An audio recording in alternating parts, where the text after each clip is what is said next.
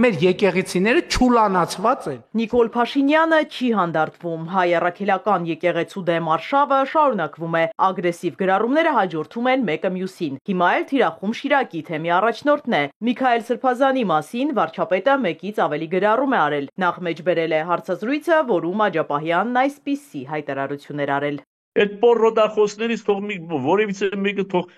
փորձի մի ամիս առանց կնոջ ադրել։ Փաշինյանն այս հայտարարությունը սեփական դիտանկյունից է մեկնաբանել ու գրել. «Այս սրբապիղծները փաստորեն մեծ պահքն էլ չեն պահում։ Կուսակրոնության ուխտը խախտած բոլոր հոգևորականները պետք է հեռանան հոգևոր ծառայությունից։ Այլ տարբերակ չի տեսնում վարչապետը»։ Մեկ այլ հրապարակման մեջ գրում է, որ իր համար ակնհայտ է առանց կնոջ մեկ ամիս ապրելու անհնարինությունը տարածված աշխարհըմբռնում, վարվելակերպ եւ վարվելակարգ է եպիսկոպոսած դասի համար, ինչը չէր կարող տեղի ունենալ առանց Գարեգին երկրորդ կաթողիկոսի իմացության եւ թույլտվության։ Հակառակ դեպքում Աջապահյանը եւ մյուսները վաղուց կարգալույծ արված կլինեին, ասում է Փաշինյանը եւ պնդում. Մայրաթոռի համապատասխան կառույցները պետք է քննեն Աջապահյանի հայտարարությունը եւ հանրությանը տան համապարփակ պարզաբանումներ։ Միքայել Սրբազանն ավելի վաղ վստահեցրել էր, որ եկեղեցին հաղթելու է այս պատերազմում։ Մի խենթը քարը գլորում է, հավաքվում են 1000 խելոք, որ այդ քարը փոսից հանեն։ Այդ չեն կարողանալու հանեն, որովհետև խենթն է գլորել։ Այդ մարդու հոգեկան առողջությամբ զբաղվեք,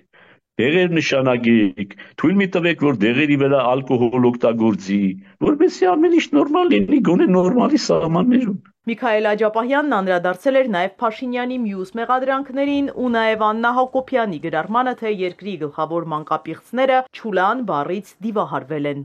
Կուսակրոնը կուսակրոն չի, մանկապիղծը մանկապիղծ, մաֆիո, ինչ ասես եղանք, այ մարդ էլ սրբապիղծ էլ ոչ կուսակրոն, էլ մանկապիղծ, էլ մաֆիոզ, ինչ ասես եղանք։ Դադեք մեզ։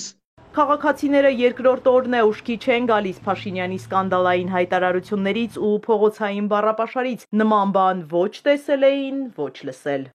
Ավելի լավ է իր անունը չտանք, հա։ Ես վատանում եմ, հիվանդ կին եմ, կվատանամ իր անունից։ Մենք ենք մեղավոր, ուրիշ ոչ մեկ մեղավոր չի, որ նման մարդու ենք ընտրել։ Եկեղեցին դարեր շարունակ պահել է մեր ազգին, մեր հայ ժողովրդին։ Չուլան չի։ Բա բռնեն կոկորտից ասենք ու հերնեմանից էլ ինչ ես խոսում։ Եթե մենք բոլորս դեմ ենք, ուրեմն պետք է հետևություններ անենք։ Դա վարչապետի խոսք է։ Ճիշտ չի դա իհարկե։ Նրանք իրանց տեղն են, իրանք իրանց տեղն են, գիտեն թե իրանց պաշտոնը մշտական է, ով է հասկանում դրանցից, միջև էլ չենք հասկացել։ Ինչ չեք հասկացել։ Չենք հասկանում ոչ նրանց ծրագրերը, ոչ նրանց անելիքները, թե ինչ են ուզում այս ժողովրդից այդ անբանը անհայտ ամեն։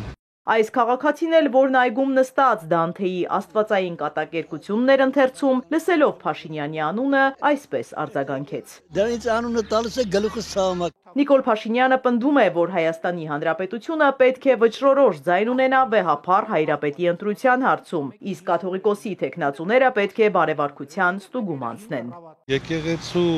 ներքին գործերին խառնվելու որևէ իրավասություն պետությունը բնավ չունի։ Եվ դժվար է պատկերացնել, թե պետությունը ինչպես է խառնվելու հայ առաքելական եկեղեցու գործունեությանը, մանավանդ որ եկեղեցու գլուխը ընտրվում է ազգային եկեղեցական ժողովով, հայ առաքելական եկեղեցին ավելի մեծ կառույց է, քան նույնիսկ Հայաստանի Հանրապետությունը, որովհետև հայ առաքելական եկեղեցին որպես հանրային միավոր ներառում է ըստ էության ողջ հայ ժողովրդին։ Պետություն եկեղեցի հարաբերությունները կարգավորվում են 2007 թվականի օրենքով, դրա որևէ կետ փոխված չէ, եթե իշխանությունը փորձում է խառնվել եկեղեցու ներքին գործերին, պետք է օրենսդրական փոփոխություն կատարի։ Կրոնագետի խոսքով մեղադրանքները նախ պետք է հասցեական լինեն, եւ եթե ինչ-որ մեկը օրինակ մանկապղծության մասին ինֆորմացիա ունի, պետք է հայտնի իրավապահ մարմիններին։ Վարչապետի ներկայացված մտքերը ես չէի ուզի որևէ կերպ մեկնաբանել, որովհետեւ դրանք սովորական պարզ տրամաբանությունից դուրս է։ Մեղադրանքներին հակազդելու համար եկեղեցին կարող է հայտարարություն տարածել կամ հանդես գալ նզովքով։ Հին ժամանակներում սա ենթադրում էր պետության կողմից կոնկրետ գործողություններ, նզովյալների նկատմամբ աքսոր, ձերբակալություն, պատիժներ։ Այսօր նզովքը իհարկե բարոյական հարթության եւ հավատքային հարթության մեջ է, այսինքն դա դավանաբանական խնդիր է եւ եկեղեցին իրավասու է ուղղակի որևէ մեկին թույլ չտալ եկեղեցի այցելելու, իր հոտի անդամը լինելու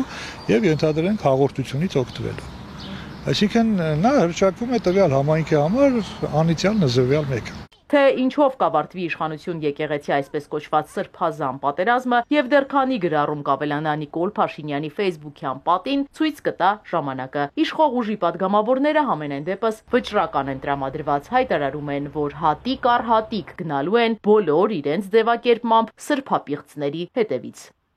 Իզաբելլա Հովանիսյան, Ալեքսանդր Կիրոյան, Էպիկենտրոն։